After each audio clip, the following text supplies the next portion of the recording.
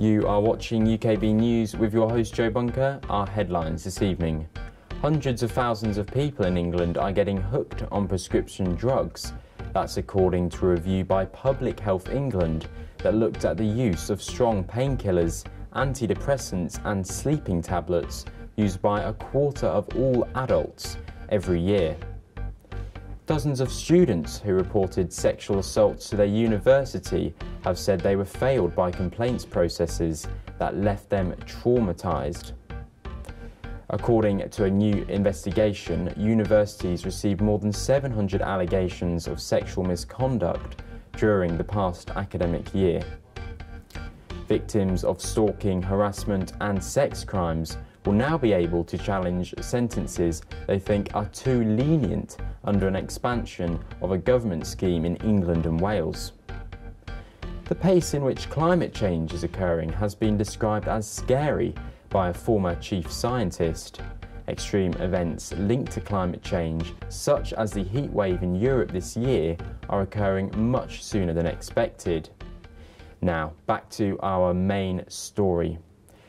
A recent Public Health England review that looked at the use of strong painkillers, antidepressants and sleeping tablets found hundreds of thousands of people in England are getting hooked on prescription drugs.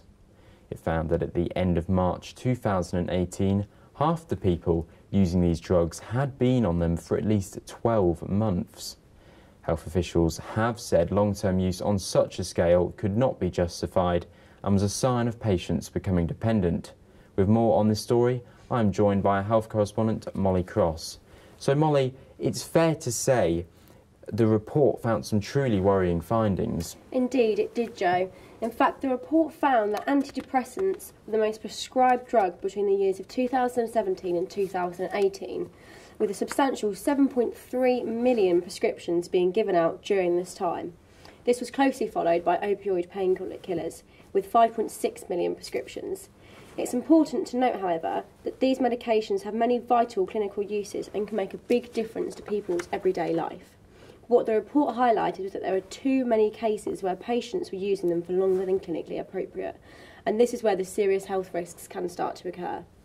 So, Molly, what exactly is the government trying to do to try and combat the issue? Well, NHS England have said that investment is being made in services such as talking therapies and so-called social prescribing. This includes exercise classes and arts-based activities to reduce addiction rates. However, one of the main problems that we have been hearing about from doctors is that due to a lack of government investment, there is often a severe lack of alternatives to long-term prescriptions. And finally, Molly, we often hear about the opioid epidemic sweeping across the United States. So how exactly does the issue in the UK compare? Yes, well, although the UK is not experiencing an opioid crisis like that in America, many health officials have made it clear that they fear we are coming dangerously close to having such a crisis. In fact, according to a study carried out by the OECD, the UK is in the top 3 nations for rocketing opioid use, while America has actually cut down on its usage. So, Joe, what we can conclude is that it looks like serious intervention may need to be carried out by the government in this area. Molly Cross, our Chief Health Correspondent, thank you very much.